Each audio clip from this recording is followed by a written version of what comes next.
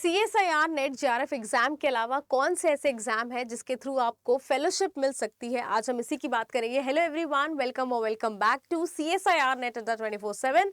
आई am मेघना Shrivastava, your life sciences educator. आज हम बात करेंगे ICMR एग्जाम के बारे में। Indian council of medical research, ये एक इंस्टीट्यूट है, एक बॉडी है जो कि कंडक्ट कराती है exam for junior research fellowship. आपको CSIR जिस तरीके से फेलोशिप प्रोवाइड करती है, सिमिलर तरीके से ICMR का एग्जाम होता है आपको फेलोशिप प्रोवाइड करने के लिए, जिससे कि आप अपने PhD को हेल्प कर सके, PhD को फाइनेंस कर सके। आगे चलते हैं, हम कुछ बातें करेंगे जैसे कि आपका एग्जाम का पैटर्न क्या होता है, एलिजिबिलिटी एज लिमिट क्या होगी, फेलोशिप और सिलेबस कितना कैसे होगा। शुरुआत करेंगे, सबसे पहले मैं आपको बता दूं कि ये जो आपका एग्जाम होता है ICMR का, जब ये एग्जाम 2024 में कंडक्ट कराया गया तो ICMR को क्या किया गया, ICMR को कोऑर्डिनेट किया गया था department of health research DHR, जो कि मिनिस्ट्री ऑफ हेल्थ और फैमिली वेलफेयर के अंदर आता है। एक ओवरव्यू अगर हम देखें तो जब आपका एग्जाम हुआ था, इस एग्जाम का नाम रखा गया था biomedical research eligibility test, BRET का एग्जाम, ब्रेट रखा गया था इसका नाम, जो कि फॉर्म रिलीज हुई थी 31 जुलाई 2024 में। इसका मतलब ये है कि ये जो आपका एग्जाम होता है ये जुलाई के महीने में होता है। तो आपके पास अभी से देखा जाए तो 6 मंथ का टाइम है अगर आप प्रिपेयर करते हैं फॉर दिस एग्जाम। अब इस एग्जाम के बारे में जब 2024 में रिलीज किया गया था तो दो बातें आपको बताई गई थी जो आपके फायदे की थी। पहली बात थी कि अगर आप इस प्रोग्राम के लिए अप्लाई करते हैं तो आप कहीं भी PhD के लिए एनरोल कर सकते हैं, किसी भी UGC रिकॉग्नाइज्ड यूनिवर्सिटी या कॉलेज से या इंस्टीट्यूट से। दूसरा, आपको ICMR के जो 27 लैब है उसमें से किसी एक में आप PhD के लिए एनरोल कर सकते हैं। ये दो बातें इन्होंने बताई थी। साथ में बताया था कि 500 फेलोशिप प्रोवाइड होगा टोटल, जो कि बायोमेडिकल रिसर्च और हेल्थ रिसर्च में काम आएगा। ठीक है, जो इनका एरिया है रिसर्च का, ICMR का। अब यहाँ पर बात की गई थी कि जो मेरिट लिस्ट निकलेगी उसमें देखा जाएगा कि जिसके मेरिट लिस्ट में जो क्वालिफाइंग कैंडिडेट्स हैं उन्हीं को दिया जाएगा जो ये फेलोशिप है।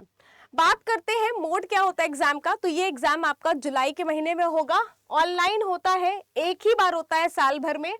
120 मिनट का ये पेपर होता है, यानी 2 घंटे का पेपर होता है। सिर्फ इंग्लिश मीडियम में ये पेपर आता है। मल्टीपल चॉइस क्वेश्चन होंगे, मतलब 4 ऑप्शन होंगे, कोई एक सही होगा। 3 सेक्शन मिलता है पेपर में। सेक्शन A जिसको हम बोलते हैं एप्टीट्यूड का सेक्शन है, बाकी 2 सेक्शन आपके लाइफ साइंसेस के होंगे। नंबर ऑफ क्वेश्चन आपको 150 क्वेश्चन में से कोई भी 125 क्वेश्चन मैक्सिमम जो है वो अटेम्प्ट करना है। बात करते हैं आपके एग्जाम में कितने मार्क्स का पेपर आएगा फ्रॉम जनरल एप्टीट्यूड, तो 50 नंबर का आएगा और लाइफ साइंसेज में 75 मार्क्स का आएगा। अगर आप सही करते हैं +1 होगा, गलत करते हैं 0.5 आपका डिडक्ट हो जाएगा। स्टाइपेंड जैसे आपको CSIR प्रोवाइड करती है, in the same way JRF जब आपको प्रोवाइड करता है ICMR, तो आपका जो JRF का स्टाइपेंड होता है ये 37,000 रुपीज होता है फॉर द 2 ईयर्स। ठीक है, जब आप JRF होते हैं। जब आप SRF होते हैं तो ये अमाउंट बढ़ा करके 42,000 पर मंथ कर दी जाती है। इसके अलावा एक एनुअली आपको 20,000 रुपए का अमाउंट मिलता है फॉर एनुअल कंटिजेंसी ग्रांट होता है, जिससे आप अपने रिसर्च को और ज्यादा हेल्प कर सकते हैं, फाइनेंस कर सकते हैं। चलते हैं, अब बात करते हैं कि एलिजिबिलिटी क्या होनी चाहिए। तो आपके पास MSc या फिर उसके इक्विवेलेंट कोई डिग्री होनी चाहिए। MTech भी, M फार्मा भी चलेगा। और कौन से ऐसे स्टूडेंट्स हैं जो कि अप्लाई कर सकते हैं, तो लाइफ साइंसेस के, जूलॉजी बैकग्राउंड के, botany background, biomedical science, microbiology, biochemistry, genetics, और देखो बहुत ही ज्यादा नंबर ऑफ यहाँ पर सब्जेक्ट्स लिखे हैं जिसमें अगर आप MSc है, MTech है या M फार्मा है तो आप अप्लाई कर सकते हैं। आगे चलेंगे, एज लिमिट की बात करेंगे। देखो एज लिमिट यहाँ पर 30 इयर्स है, जैसा आपका CSIR का होता है, और रिलैक्सेशन दिया गया है कैटेगरी को, साथ में फीमेल कैंडिडेट्स को। और यहाँ पर 3 साल का जो है वो OBC को दिया गया है रिलैक्सेशन। तो अगेन CSIR भी आपको रिलैक्सेशन देती है, यहाँ भी आपको रिलैक्सेशन मिला है, यहाँ पर OBC कैंडिडेट्स को भी रिलैक्सेशन मिल रहा है। आगे चलेंगे, बात करेंगे पैटर्न की। तो पैटर्न अगेन आपको मैंने बताया है कि सेक्शन ए में आपको एप्टीट्यूड मिलते हैं, जहां पर ये पूरा सिलेबस लिखा है कि कॉम्प्रिहेंसिव रीडिंग से आएगा, रीजनिंग एबिलिटी से, क्वांटिटेटिव एबिलिटी से क्वेश्चन आपका आएगा, क्वांटिटेटिव कंपैरिजन से क्वेश्चन आएगा, एनालिटिकल एबिलिटी से क्वेश्चन आएगा। तो कुछ ये एरियाज हैं आपके एप्टीट्यूड के। जब हम सेक्शन बी की बात करते हैं, यहाँ पर 50 क्वेश्चंस होंगे, जिसमें से आपको देखा जाएगा कि आपके लाइफ साइंसेस का सिलेबस है। Molecular basis of changes occurring in living cells, cell structure हो गया, बेसिक फिजियोलॉजिकल प्रोसेस की अंडरस्टैंडिंग, जेनेटिक इनहेरिटेंस, ये सारी चीजें आपसे पूछी जाएंगी। साथ में सेक्शन सी में भी आपको 50 क्वेश्चंस मिलेंगे। और गए यहाँ पर देखो, biostatics, veterinary science, public health, nursing, biotechnology, ये डिफरेंट फील्ड जो कि आपके समझे हुए पढ़े हुए फील्ड्स हैं, आपके CSIR के ही फील्ड्स हैं, उसी से क्वेश्चंस पूछे जाएंगे। तो ये पूरा सिलेबस है गाइस, जहां पर मैंने सारी बातें आपको बता दी हैं।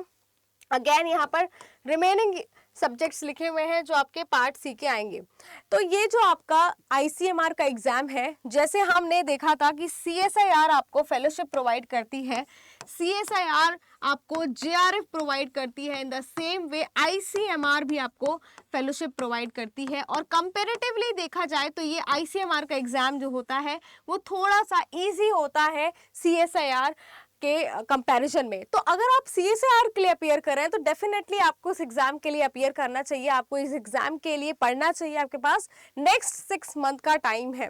तो सभी कैंडिडेट्स को मैं बोलूँगी कि ज़रूर एग्जाम के लिए क्वालिफाई करने के लिए ज़रूर से ज़रूर एग्जाम के लिए पढ़ते रहें और हमारे चैनल को फॉलो करें, बिकॉज हम डेली अपडेट देते हैं आपको किसी ना किसी एग्जाम की, किसी ना किसी वैकेंसी की, साथ में आपके लेक्चर्स आपको मिलते हैं लाइव सेक्शन में। तो गाइज इस वीडियो को जरूर शेयर करना और ज्यादा से ज्यादा लाइक करो, कमेंट करो, बिकॉज आपका लाइक हमारे वीडियोस को, हमारे इंफॉर्मेशन को दूसरे कैंडिडेट्स तक पहुंचाएगा। तो मिलते हैं ऐसी और वीडियोस के साथ। Thank you so much.